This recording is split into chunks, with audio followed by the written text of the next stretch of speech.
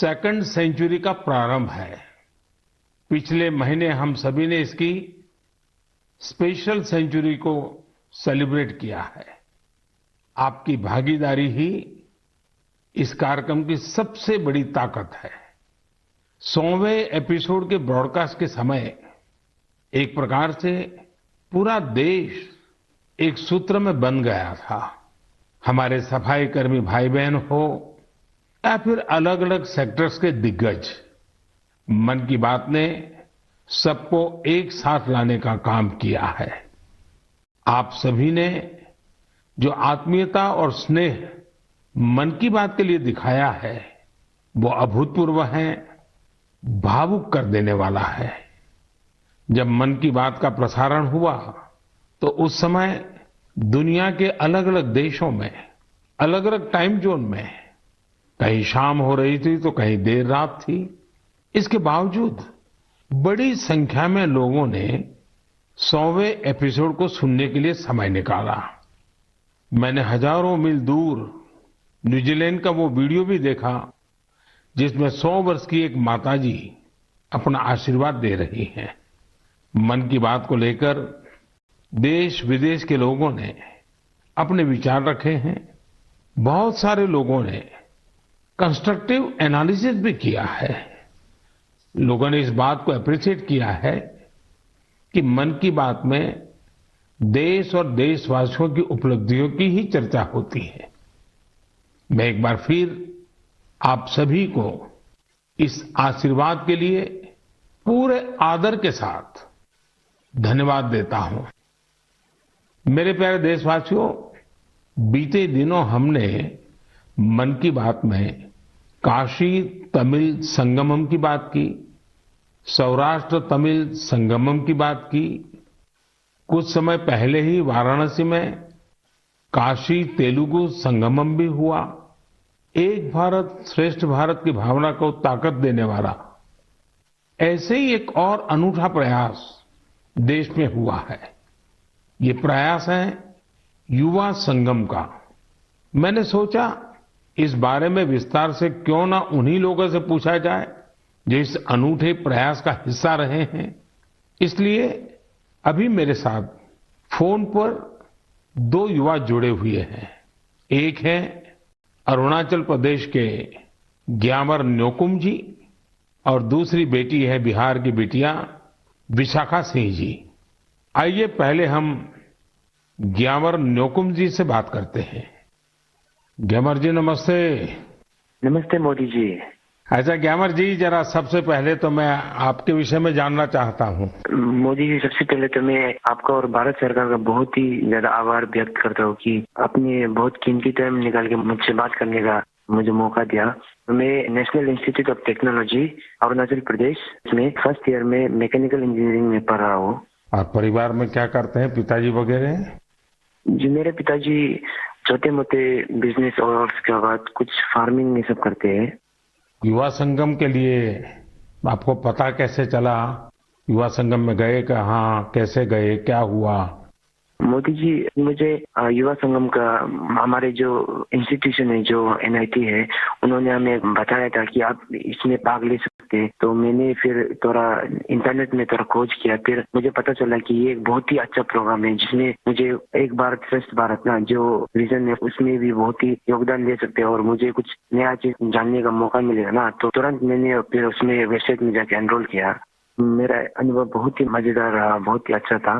कोई सिलेक्शन आपको करना था? मोदी जी, जब वेबसाइट खोला था अरुणाचल वालों के लिए 2 ऑप्शन था। पहला था आंध्र प्रदेश जिसमें आईआईटी तिरुपति था और दूसरा था सेंट्रल यूनिवर्सिटी राजस्थान। तो मैंने राजस्थान में किया था अपना फर्स्ट प्रेफरेंस। सेकंड प्रेफरेंस मैंने आईआईटी तिरुपति किया था। तो मुझे राजस्थान के लिए सेलेक्ट हुआ था, तो मैं राजस्थान गया था। कैसा रहा आपका राजस्थान यात्रा? आप पहली बार राजस्थान गए थे? हाँ, मैं पहली बार अरुणाचल से बाहर गया था। मैंने तो जो राजस्थान के किले ये सब तो मैंने बस फिल्म और फोन में ही देखा था ना। तो मैंने जब पहली बार गया तो मेरा एक्सपीरियंस बहुत ही, वहाँ के लोग बहुत ही अच्छे थे और जो हमें ट्रीटमेंट दिया बहुत ही ज्यादा अच्छा था और जो हमें नया नया चीज सीखने को मिला। मुझे राजस्थान के बारे की और उधर के लोग जैसे कि रेन वाटर हार्वेस्टिंग, बहुत कुछ नया नया चीज सीखने को मिला जो मुझे बिल्कुल ही मालूम नहीं था। तो ये प्रोग्राम मुझे बहुत ही अच्छा था, राजस्थान का विजिट। देखिए, आपको तो सबसे बड़ा फायदा ये हुआ है कि अरुणाचल में भी वीरों की भूमि है, राजस्थान भी वीरों की भूमि है और राजस्थान से सेना में भी बहुत बड़ी संख्या में लोग हैं और अरुणाचल में सीमा पर जो सैनिक है उसमें जब भी राजस्थान के लोग मिलेंगे तो आप जरूर उनसे बात करेंगे कि देखिए मैं राजस्थान गया था, ऐसा अनुभव था, तो आपकी तो निकटता एकदम से बढ़ जाएगी। अच्छा, आपको वहां कोई समानताएं भी ध्यान में आई होगी, आपको लगता होगा हाँ यार ये अरुणाचल में भी तो ऐसा ही है।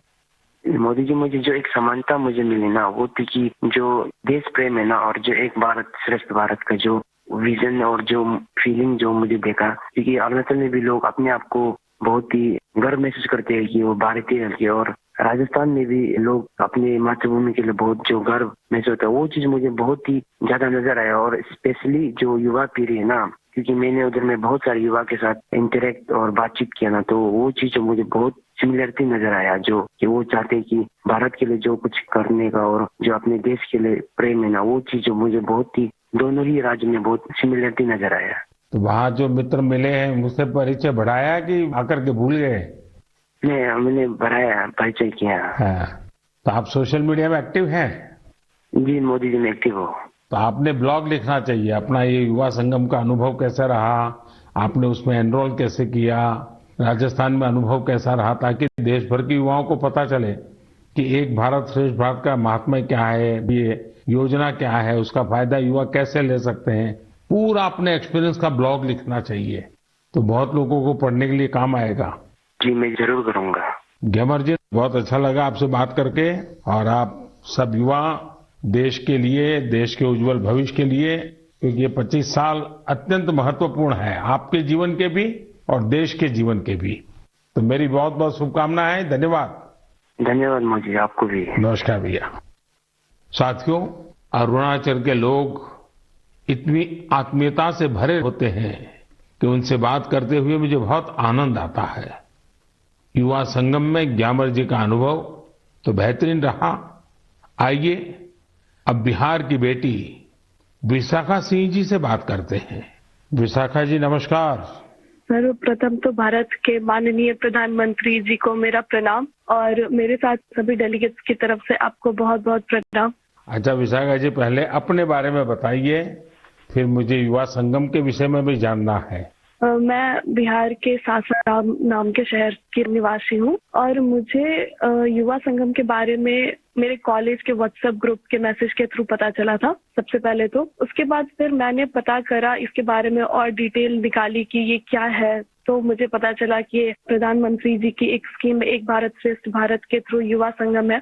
तो उसके बाद मैंने अप्लाई करा, और जब मैंने अप्लाई करा तो मैं एक्साइटेड थी इस पे ज्वाइन होने के लिए। लेकिन जब मैं वहां से घूम के तमिलनाडु जाके वापस आई, तो वो जो एक्सपोजर मैंने गेन किया, उसके बाद मुझे अभी बहुत ज्यादा ऐसा प्राउड फील होता है that I have been the part of this program. तो मुझे बहुत ही ज्यादा खुशी है उस प्रोग्राम में पार्ट लेने की, और मैं तहे दिल से आभार व्यक्त करती हूँ आपका कि आपने हमारे जैसे युवाओं के लिए इतना बेहतरीन प्रोग्राम बनाया, जिससे हम भारत के विभिन्न भागों के कल्चर को अडेप्ट कर सकते हैं। विशाखा जी, आप क्या पढ़ती हैं? मैं कंप्यूटर साइंस इंजीनियरिंग की सेकंड ईयर की छात्रा हूँ। अच्छा विशाखा जी, आपने किस राज्य में जाना है, कहाँ जुड़ना है, वो निर्णय कैसे किया? जब मैंने ये युवा संगम के बारे में सर्च करना शुरू किया गूगल पे, तभी मुझे पता चल गया था कि बिहार के डेलीगेट्स को तमिलनाडु के डेलीगेट्स के साथ एक्सचेंज किया जा रहा है। तमिलनाडु काफी रिच कल्चरल स्टेट है हमारे कंट्री का। तो उस टाइम भी मैंने जब ये जाना, ये देखा कि बिहार वालों को तमिलनाडु भेजा जा रहा है, तो इसने भी मुझे बहुत ज्यादा मदद किया ये डिसीजन लेने में कि मुझे फॉर्म फिल करना चाहिए, वहां जाना चाहिए या नहीं। और मैं सच में आज बहुत ज्यादा गौरवान्वित महसूस करती हूँ कि मैंने इसमें पार्ट लिया, और मुझे बहुत खुशी है।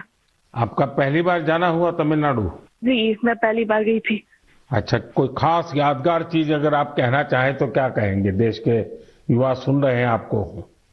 जी, पूरा जर्नी ही माने तो मेरे लिए बहुत ही ज्यादा बेहतरीन रहा है। एक एक पड़ाव पे हमने बहुत सारी अच्छी चीजें सीखी हैं, मैंने तमिलनाडु में जाके अच्छे दोस्त बनाए हैं, वहाँ के कल्चर को अडेप्ट किया है, वहाँ के लोगों से मिली मैं। लेकिन सबसे ज्यादा अच्छी चीज जो मुझे लगी वहाँ पे, वो पहली चीज तो ये कि किसी को भी मौका नहीं मिलता है इसरो में जाने का, और हम डेलीगेट्स थे तो हमें ये मौका मिला था कि हम इसरो में जाएं। प्लस दूसरी बात सबसे अच्छी थी वो थी जब हम राजभवन में गए और हम तमिलनाडु के राज्यपाल जी से मिले, तो वो 2 मोमेंट जो था वो मेरे लिए काफी सही था।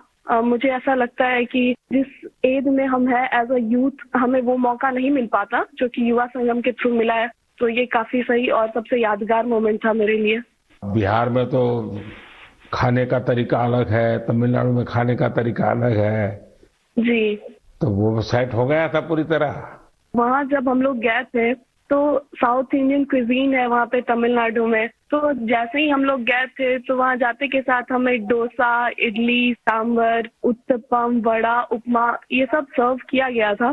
तो पहले जब हमने ट्राई करा तो दैट वाज टू गुड। वहाँ का खाना जो है वो बहुत ही हेल्दी है एक्चुअली, बहुत ही ज्यादा टेस्ट में भी बेहतरीन है और हमारे नॉर्थ के खाने से बहुत ही ज्यादा अलग है। तो मुझे वहाँ का खाना भी बहुत अच्छा लगा और वहाँ के लोग भी बहुत अच्छे लगे। अब तो दोस्त भी बन गए होंगे तमिलनाडु में? जी जी, वहाँ पे हम रुके थे NIT त्रिची में, उसके बाद IIT मद्रास में, तो उन दोनों जगह के स्टूडेंट से तो मेरी दोस्ती हो गई है। प्लस बीच में एक CII का वेलकम सेरेमनी था, तो वहाँ पे वहाँ के आसपास के कॉलेज के भी बहुत सारे स्टूडेंट्स आए थे, तो वहाँ हमने उन स्टूडेंट से भी इंटरेक्ट किया और मुझे बहुत अच्छा लगा उन लोगों से मिलकर। काफी लोग तो मेरे दोस्त भी हैं और कुछ डेलीगेट से भी मिले थे जो तमिलनाडु के डेलीगेट बिहार आ रहे थे, तो हमारी बातचीत उनसे भी हुई थी और हम अभी भी आपस में बात करते हैं, तो मुझे बहुत अच्छा लगता है। तो विशाखा जी, आप एक ब्लॉग लिखिए और सोशल मीडिया पे ये आपको पूरा अनुभव, एक तो इस युवा संगम का, फिर एक भारत श्रेष्ठ भारत का, और फिर तमिलनाडु में अपनापन जो मिला, जो आपको स्वागत सत्कार हुआ, तमिल लोगों का प्यार मिला, ये सारी चीजें देश को बताइए। आप तो लिखोगी आप? जी जरूर। तो मेरी तरफ से आपको बहुत शुभकामनाएं हैं और बहुत बहुत धन्यवाद। जी, थैंक यू सो मच। नमस्कार।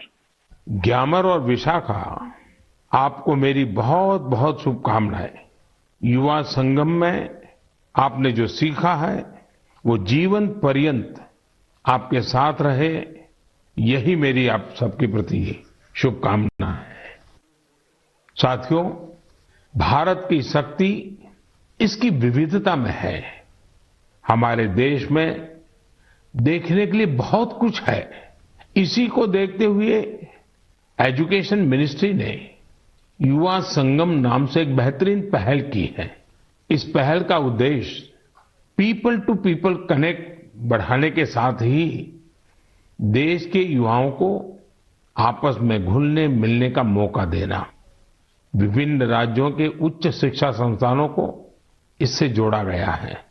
युवा संगम में युवा दूसरे राज्यों के शहरों और गांवों में जाते हैं, उन्हें अलग अलग तरह के लोगों के साथ मिलने का मौका मिलता है। युवा संगम के फर्स्ट राउंड में लगभग 1200 युवा देश के 22 राज्यों का दौरा कर चुके हैं। जो भी युवा इसका हिस्सा बने हैं, वे अपने साथ ऐसी यादें लेकर वापस लौट रहे हैं जो जीवन भर उनके हृदय में बसी रहेगी। हमने देखा है कि कई बड़ी कंपनियों के CEO, बिजनेस लीडर्स, उन्होंने बैकपैकर्स की तरह भारत में समय गुजारा है। मैं जब दूसरे देशों के लीडर से मिलता हूं तो कई बार वो भी बताते हैं कि वो अपनी युवावस्था में भारत घूमने के लिए गए थे। हमारे भारत में इतना कुछ जानने और देखने के लिए है कि आपकी उत्सुकता हर बार बढ़ती ही जाएगी। मुझे उम्मीद है कि इन रोमांचक अनुभवों को जानकर आप भी देश के अलग अलग हिस्सों की यात्रा के लिए जरूर प्रेरित होंगे। मेरे प्यारे देशवासियों, कुछ दिनों पहले ही मैं जापान में हिरोशिमा में था। वहां मुझे हिरोशिमा पीस मेमोरियल म्यूजियम में जाने का अवसर मिला। यह एक भावुक कर देने वाला अनुभव था। जब हम इतिहास की यादों को संजोकर रखते हैं तो वो आने वाली पीढ़ियों की बहुत मदद करता है। कई बार म्यूजियम में हमें नए सबक मिलते हैं तो कई बार हमें बहुत कुछ सीखने को मिलता है। कुछ दिन पहले ही भारत में इंटरनेशनल म्यूजियम एक्सपो का भी आयोजन किया था। इसमें दुनिया के 1200 से अधिक म्यूजियम की विशेषताओं को दर्शाया गया। हमारे यहाँ भारत में अलग अलग प्रकार के ऐसे कई म्यूजियम्स हैं जो हमारे अतीत से जुड़े अनेक पहलुओं को प्रदर्शित करते हैं। जैसे गुरुग्राम में एक अनोखा संग्रहालय है म्यूजियो कैमेरा। इसमें 1860 के बाद के 8000 से ज्यादा कैमरों का कलेक्शन मौजूद है। तमिलनाडु के म्यूजियम ऑफ पॉसिबिलिटीज को हमारे दिव्यांगजनों को ध्यान में रखकर डिजाइन किया गया है। मुंबई का छत्रपति शिवाजी महाराज वास्तु संग्रहालय एक ऐसा म्यूजियम है जिसमें 70,000 से भी अधिक चीजें संरक्षित की गई हैं। साल 2010 में स्थापित इंडियन मेमोरी प्रोजेक्ट एक तरह का ऑनलाइन म्यूजियम है। ये जो दुनिया भर से भेजी गई तस्वीरों और कहानियों के माध्यम से भारत के गौरवशाली इतिहास की कड़ियों को जोड़ने में जुटा है। विभाजन की विभीषिका से जुड़ी स्मृतियों को भी सामने लाने का प्रयास किया गया है। बीते वर्षों में भी हमने भारत में नए नए तरह के म्यूजियम और मेमोरियल बनते देखे हैं। स्वाधीनता संग्राम में आदिवासी भाई बहनों के योगदान को समर्पित 10 नए म्यूजियम बनाए जा रहे हैं।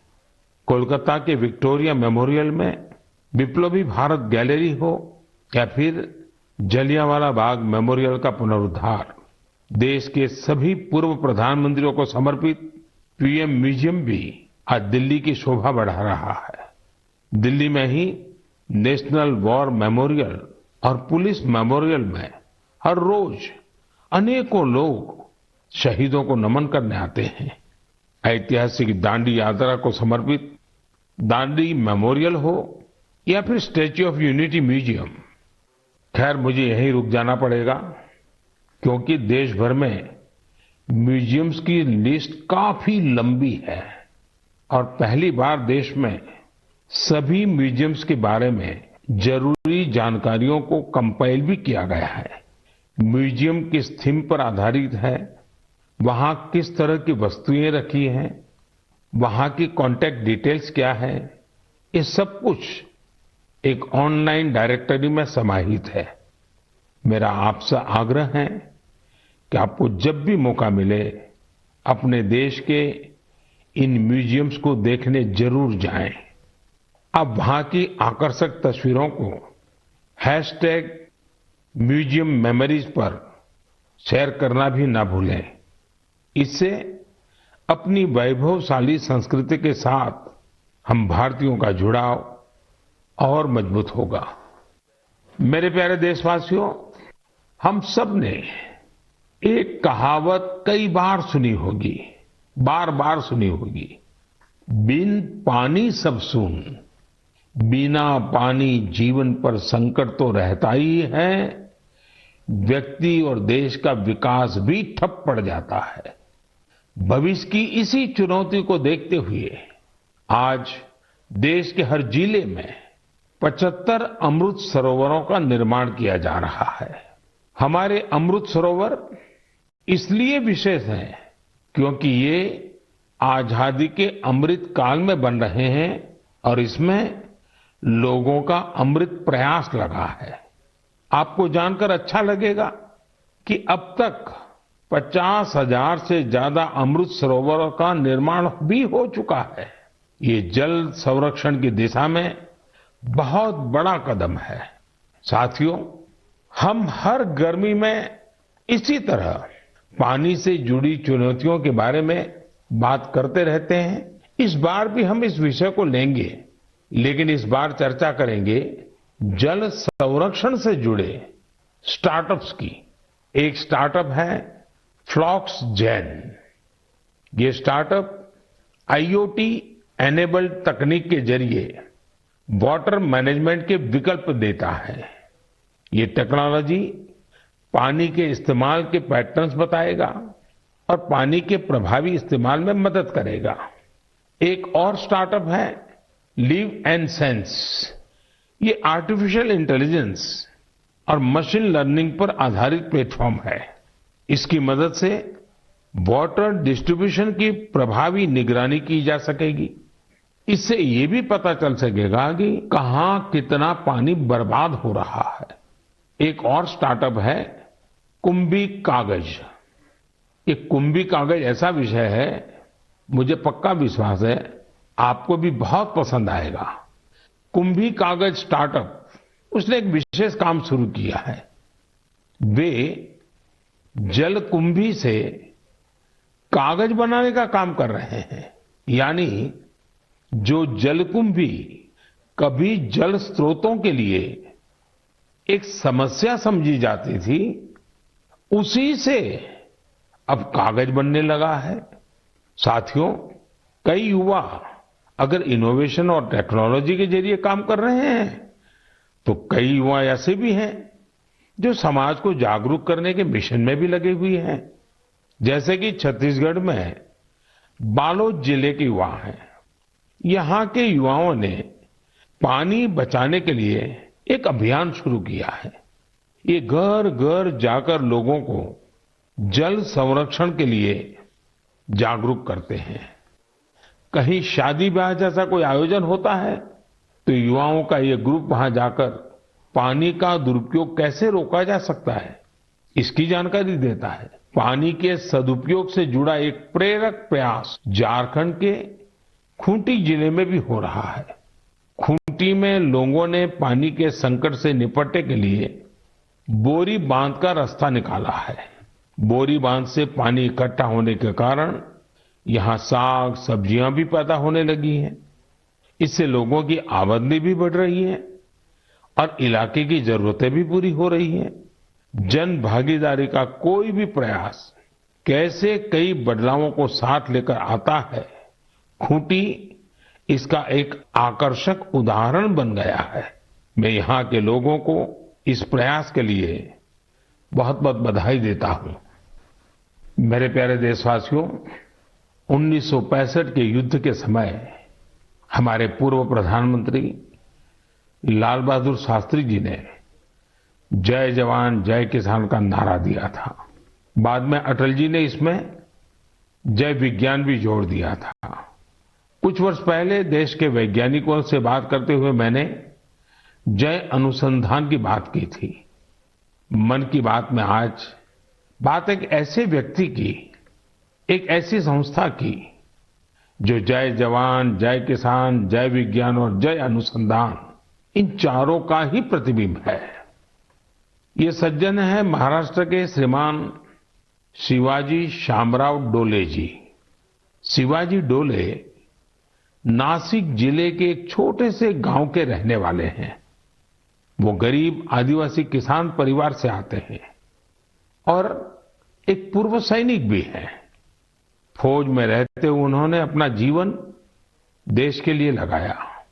रिटायर होने के बाद उन्होंने कुछ नया सीखने का फैसला किया और एग्रीकल्चर में डिप्लोमा किया। यानी वो जय जवान से जय किसान की तरफ बढ़ चले। अब हर पल उनकी कोशिश यही रहती है कि कैसे कृषि क्षेत्र में अपना अधिक से अधिक योगदान दें।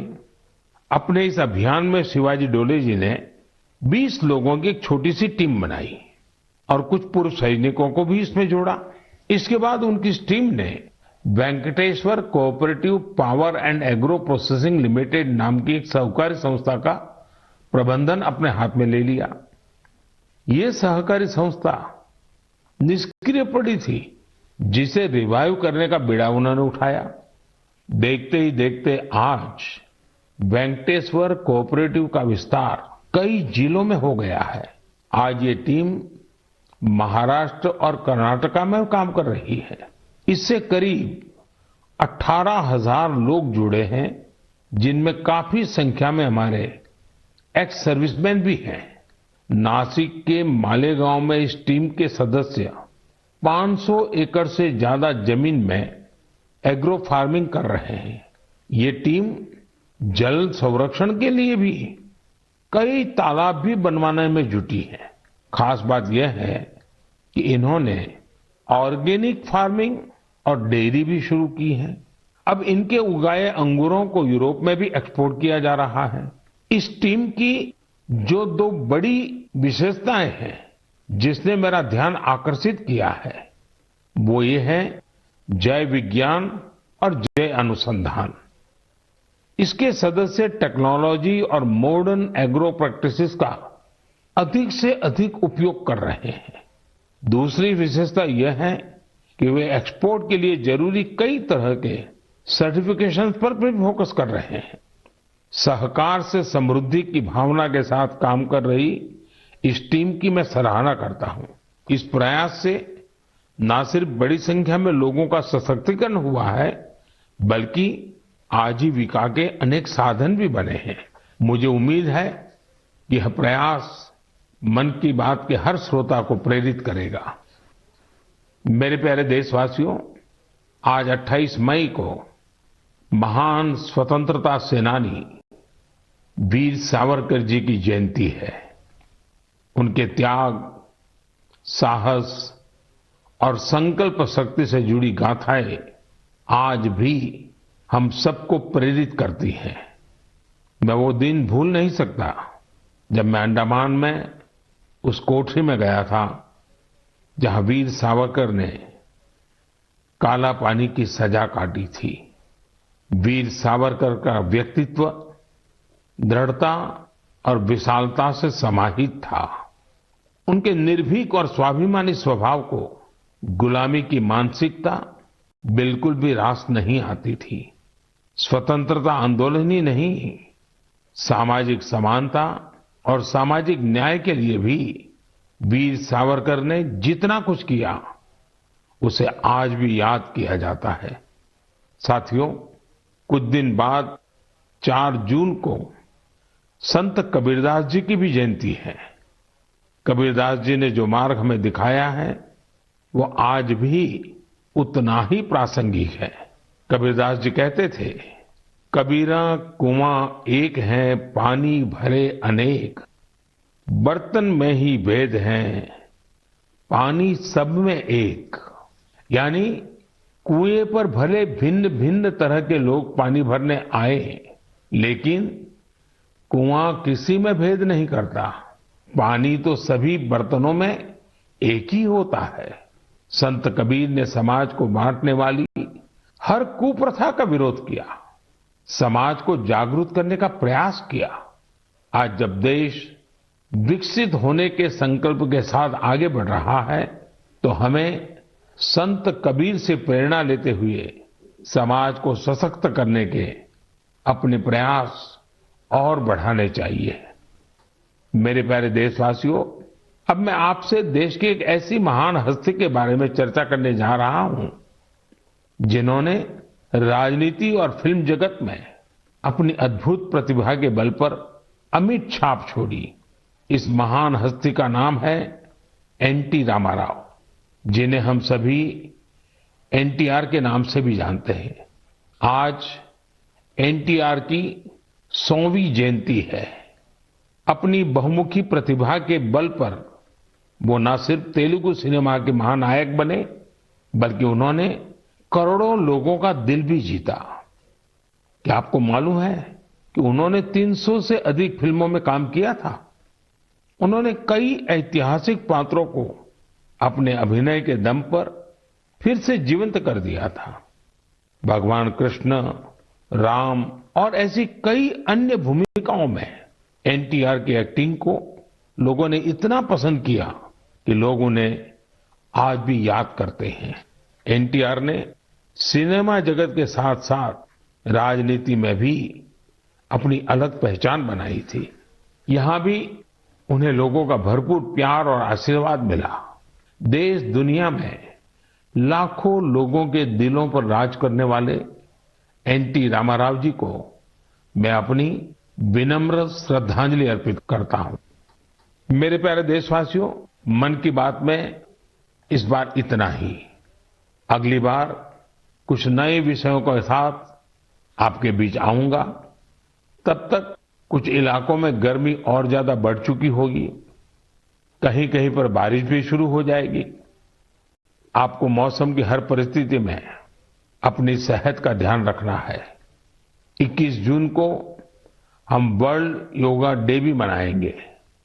उसकी भी देश विदेश में तैयारियां चल रही है।